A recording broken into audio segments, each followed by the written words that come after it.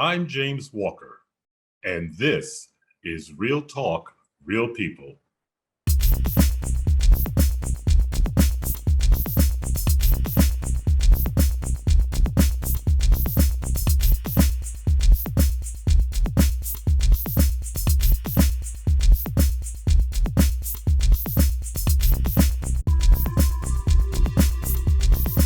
Hello, everyone. Thank you so much for joining us again this week. You know, one of the reasons why I started this podcast was to put a spotlight on what Black people were doing in the community, mainly because we have a lot of people who do things and they get no recognition for them. And they're good things in the community. And one of the things I highlight a lot, or I should say, one of the things that I highlight in the people involved with them are in the arts. And that is because the arts are very important to me. If it wasn't for the arts, I wouldn't have become a journalist. I wouldn't have retired as the senior editor of the New Haven Register. I wouldn't have been an award-winning columnist. So the arts are very important to me, and I always try to give time on this podcast to those people who are pushing the arts and getting young Blacks involved. And that is the case with today's guest. She's Barbara Alexander, and you know her from the Westville Performing Arts Center. She's out with a new book that helps young actors and actresses learn how to break into the business. And she's here to go over that step by step. For those of you who listened to her first podcast here, you know she is just full of enthusiasm. Let's get her on the show. I hear you've got a new book coming out and all of this stuff and arts in Connecticut. So why don't you just kind of tell us what you're doing here today? So today I'm not even representing arts in Connecticut today. We're going to be talking about Babs Enterprises B. And what is it? All you can be here on earth while you got the time. Okay. So art and Babs Enterprises, I have a conglomerate of different companies, and that's Babs International Vocal Coaching, as well as Babs Career Coaching and Tutors for Teachers. So, and the Performing Arts Academy is underneath that umbrella. So with all that said, so what's happening there, I just wrote a book, and the book is called Beginner to Broadway and Beyond.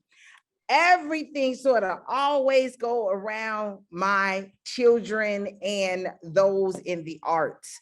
So this book is about the budding, aspiring actor who has a desire and a passion to perform and want to understand what's the ins and out of acting. How do you go about it? What do you do? How do you get a headshot? You name it. So with this information that's in the book, it gives them step-by-step guides. I even have in the back, like an appendix of people, just in case they have someone that they might want to reach out to and be able to get those things done, whether it's headshots, digital reels, editing, you name it. So do you find that most young aspiring actors and actresses don't know where to begin? That, you know, I would think that they would get some type of information from the schools they attend, because most of these kids, I would think, would be in school plays, the band. You would think that. What happens is, though, when you're transitioning from being on stage at school to being on stage on Hollywood and on Broadway, they're two different beasts. They're two different beasts. So when you get in there, you have to know, where are the studios? I mean, randomly, you have always like 4 or 5 studios, Nolan Studios, Terra Studios, and you have to be able to, Chelsea Studios, you have to be able to know where you're going and what's happening, and are you the right fit? You can't just run to an audition. You run to an audition, I'll never forget. I call myself green.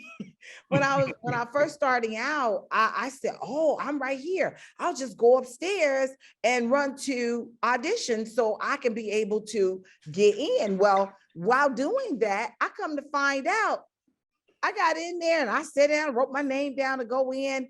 And but I looked around me and there was a whole bunch of little white girls. And I was like, maybe they don't have enough of big black folks.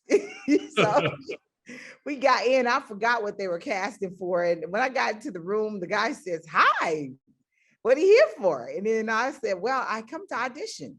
I understand you guys have an audition today, so I came to audition." I gave them my audition book, and I have a few things that I normally sing, and I had my cuts ready. And the guy was like, "Well, what are you going to be doing today?" They said, "Well, the show, I don't know, they may have been doing My Fair Lady or something like that." He was like, "I'm sorry, but there is just no roles in here. We're typecasting." And see, the kids need to understand the terminology too. Typecasting. Because we have no roles for you, but you have a beautiful voice. So I was like, "What?" So yeah, so I started to learn. That's when I started to take my time and study Broadway. And as I started going from one show to the next, what am I a fit for? Where do you see big black women in these roles? And then not only that, even though you could be a big black woman or a black woman, are you an age group? There's some age groups for this. You cannot go and just because you got the Wiz and they turn around and tell you they're looking for little Dorothy, and you come in talking about you 50 years old, talking about you trying to be little Dorothy. No, you might want to be Aunt May or whatever it is that's going on in that show. You might want to be the good witch, but you can't go and be the child's role. So you got to know what you're doing. You really need to understand. That's why I always tell them, do your homework. Do your homework. How much help is out there for young African-American actors and actresses? I mean, how many black producers are there, black directors and other blacks in these creative arts that can actually say, we're putting on this kind of a production and we need this kind of typecasting to fill our need? Are we getting better, or do we still depend on the white producer who's looking for the black artist? Well, I think we are getting a little bit better because you have a Broadway, then you have off Broadway, then you have off Broadway, Right. and then you go into regional. You still even have off Broadway, and then you have regional. And understanding these things, I didn't realize that you need to understand that you need to have something on your resume. So you'll find a lot of black directors and producers. Producers you probably find a little more, but a lot of black directors, you'll find them in some of the off-Broadway shows, and you'll see them coming up. I cannot think of Veronica Ferris's son. I can't think of him, but he produced a play on an off-Broadway, and they had it on Broadway. Amazing. His show was so good. I went myself. I can't even think of the name of the show, but the show was so good until he started winning several world awards at the Tonys for his work. And who is this? I can't even think of his name. Now, you caught me off guard because I would have to do a little digging. Now I'm talking to you. I'm like, I'm gonna find it while I'm looking to see if I can get his name. But he, his work was so different, and he put the black person in a whole different light. He really made you think. Like you normally see people using blacks as a slave owner, but you would never. I mean, blacks as the slave, but here he had blacks as the slave owner and whites as the slave. I mean, he was really changing, and the way things was in the mistress. He had the black woman that was serving, but then was the mistress. Come find out she was the wife. It was a crazy show. But how does that help other young black actors and so forth? And why do many of our shows do center on slavery and what happens?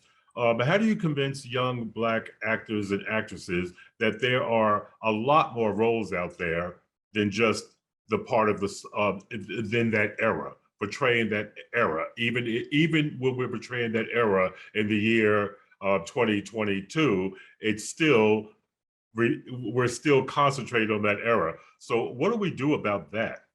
So you have contemporary theater, and then you got the early origins of theater. And with that, the older ones, they have that typecasting where they try to put us back in those slave roles. But then in the more contemporary theater, as you see new shows coming about, and not just the main ones that you always hear about, but you start to see that they put us in a different light and put us in more leadership roles and more empowerment roles. So therefore, it makes you want to get up. Like, for example, when you saw Not Coming to America, Wakanda, Black Panther. Mm-hmm. When you saw Black Panther, when you left the studio, you felt so empowered, you could go conquer the world. I was just so proud of him. And for that to be a Black director, it gave us a sense of pride, a sense of unity, and the show wasn't about black and white, but it was about empowerment and leadership. And I got a master's in organizational leadership. So we use this to talk about in the classroom and show how important it was for it to resonate and showcase what we as a people, how far we had come. And you see that. So I appreciate as people start to understand and appreciate your craft. It's there. It's plenty opportunities as you're getting a chance to do it. And what I love about how the world has changed now, you have something called webisodes. Anybody can create a webisode. You can get picked up from a webisode. Okay, so going back to your book, how does all this work with your book? How does your book help young artists gain that understanding of how the market works, how the movie market works, how the theater market works? How does your book help that? So the book focuses on them getting headshots, quality headshots, not something you got out of the school yearbook or something you did with an iPhone, but taking time to know what they're looking for, what to wear when you're doing this, what to do when you go into an audition, how comfortable do you need to be, what is a digital reel, what type of music should I be singing, and what is it that, how should I feel, or is it a wrong thing where I'm not selected? When you're going into an audition, they're looking for authenticity, but don't be so authentic that you forgot who it is or what it is or what's the role that you're going in for. So make sure that you're able to come with your A game, teach them how to train and prep themselves for all of these things so they can go in to be able to do it. What is the agent? What is the casting director? How does this play? Do I need them? How can I do this with no money? How do I make a name for myself with no money? How do I get my name out there so other people can see what I'm doing? And how do you do that, Barbara? How do you do that? Let's pretend that I am 19, if I wish, but let's pretend I'm 19. I have stars in my eyes. I want to be an actor. What do I do? The first thing I would tell you to do is to start filming yourself in maybe some of your favorite scenes. You can go and start acting some of your favorite scenes. Start filming yourself. Look at what you look like. Did you really capture the attention to yourself? Did you capture the audience by what you're saying? Let someone else see what you're doing. And while you're showing them what you're doing, get their feedback. How did you feel about this? And if it's not right, go back and do it 4 or 5 times. You want the best, that you want your very best. If you got one shot to make it, you want to keep playing with this thing until you get it. That's why TikToks and Reels and all those things are the best things to use right now for you to get out so people can so you want reaction from people. If you're trying to break into that industry, you want to get the reaction. How does people come perceive me so I can be able to do? Oh, I got it. Take those reels, put them all together, and before you know it, go to Backstage, which is one of the largest online agency. It gives you so much information. They train you. Read, study, learn, watch the videos, understand, digest, and activate on what you're doing.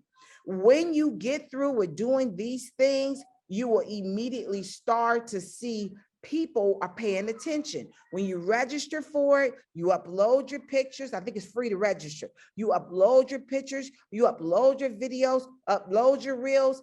And when you start doing this, people start to watch you. The more you put yourself out there, get yourself in a real acting class. Well, Miss Bob, what you mean by that? Okay, I'm from Gary, Indiana. What the guy say to me? I performed at Work Theater. They was like, Work Theater? Where is that? Well, Work Theater was one of the high schools, and I performed in the theater, so it was Work Theater. But Okay. they want well-known names. And now that we're in the pandemic, oh my goodness, you get into Zoom acting classes. Some of them even offer free classes. So you can take the free railroad and turn yourself into an icon these days, because they have that. Well, that's the interesting point you made when you said because they have free classes. I don't think that the average person, I would know if I wanted to study acting, how much I should pay. I mean, is $100 an hour what it takes for me to take acting classes, or can I get them for $10 an hour? I don't think people have an idea of how much this costs, and that might hold some people back because they may think it's not affordable, or that could be the case. What do people do in that situation? What should they be looking to take out of their pockets? So when you're looking at acting classes, I mean, you're looking to make an investment, and you're investing in yourself. $10 a class, I don't know how much you're getting out of that, but you're probably going to be investing about $30 and $40 an hour or more for quality acting classes. And you can check to see, and this is the one thing, this is how you do it.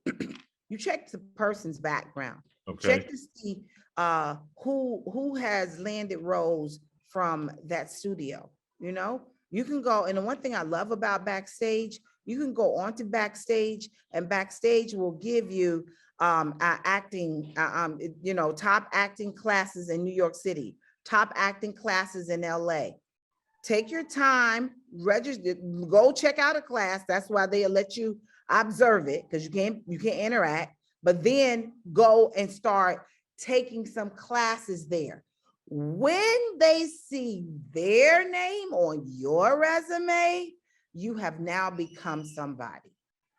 One of the things that I don't think a lot of people understand, and it took me even a while to understand, is that acting or being an actor is no different than being, say, a journalist or a cashier. The whole point is to work and Absolutely. Earn a living doing what you're doing. So Absolutely. I think a lot of people, in their heads, they may say, if I'm not the next Denzel Washington, or if I can't sing like Mary J. Blige, or if I can't attain that, then I can't be successful, which is not true. There's community theater. There's besides Broadway, you have to start somewhere. And even if you don't make it, so to speak, even if you're not on the cover of People magazine, it does not mean that you're not successful and Absolutely. You're not earning a living.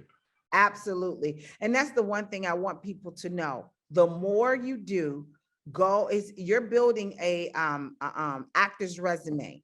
Okay. So when you build an actor's resume, your actor's resume, and then you start open your own IMBD and start putting your information up there of what you're doing. You don't have to be all the way at the head in order for you to be able to get to do some things, but you can go into Actors Access and casting, New York City casting and things like that. And it's so easy to get roles. Problem is, there's not enough Black people. You would be surprised when we go into auditions, and when you're serious about this, you run into the same people every time. The majority of my friends that I started with, when we are all in there for casting calls for The Color Purple, when we're all in there casting calls for Hairspray, every single one of us got cast. And maybe not in that one, but somewhere, all the time. And I'm getting ready to hold a summit on June 9th, and you will see Jarvis. And Jarvis was one of those with me.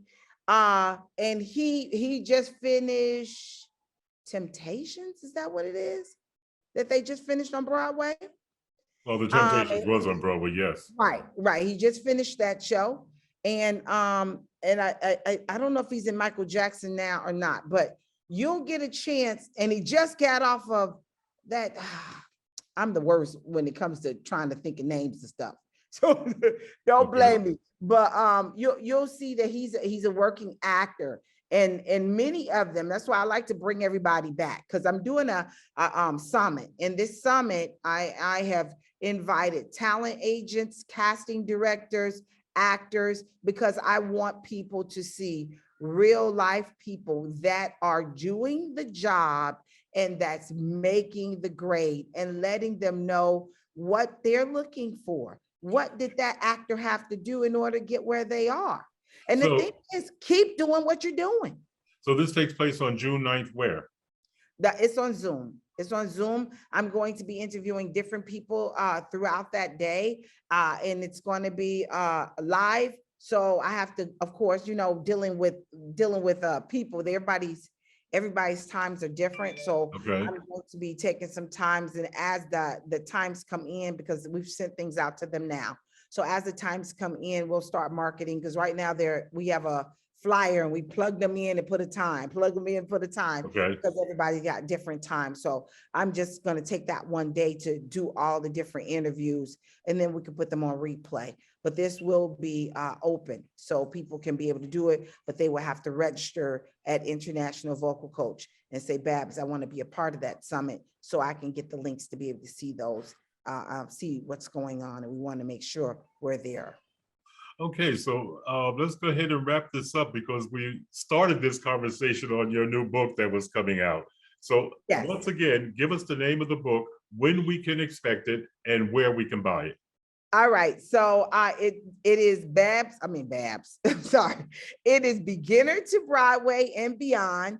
Right now, it is in the editing phase, so it'll be coming out. What I need people to do is go on to internationalvocalcoach.com. By the way, there is a free gift there for anyone that is an actor and looking to have those tips and understand what's going on and what's needed. I have a free gift for you, okay? So you can be able to download it and get what you need, so we can keep you moving. So the book will probably be coming out in early fall. So make sure that you have pre-registered for it, and you will be notified once the book is ready. And you register where again? Internationalvocalcoach.com. Well, Barbara, thank you very much for coming on the show this morning. It's a pleasure to talk to you once again. For those who don't know, you're also, go ahead and tell them what else you do with the Westville Playhouse. The Westville Performing Arts Center, correct? Okay, yes, but there was one more thing I wanted to tell you. Guys, I am holding a workshop. It's a 90-day workshop, and it's called Beginner to Broadway. I walk you through it. When you get through with me in 90 days, you'll be landing your audition. Will they get the part? Huh? Will they get the part? But they got to do the homework to get the part. And that's the thing. That's why I wrote the book, because I already had created a 90-week, it's a 12-week class. And so it's called Beginner to Broadway. As a matter of fact, if you go to beginnertobroadway.com, you'll get a chance to sign up for register for that class. That's beginnertobroadway.com. Okay. Now, as far as my other ventures, is we have, and I am sitting inside of the Westville Performing Arts Center. I am the founder of Arts and CT. Arts and CT is a 501c3 nonprofit arts organization creating artistic programs all across the state of Connecticut. And if you're looking for programs for your center, then why are you not calling us? I have well over 2,000 artists plus that's willing and ready to go. So if you can't find people, I can. So contact Arts and CT today. That's artsandct.org. You've been listening to Real Talk, Real People. If you would like to be on the show, if you have an idea for the show, give us a call at 203-605-1859 or drop us an email at realtalkrealpeoplect@gmail.com. You folks have a good week, and we'll talk again next week.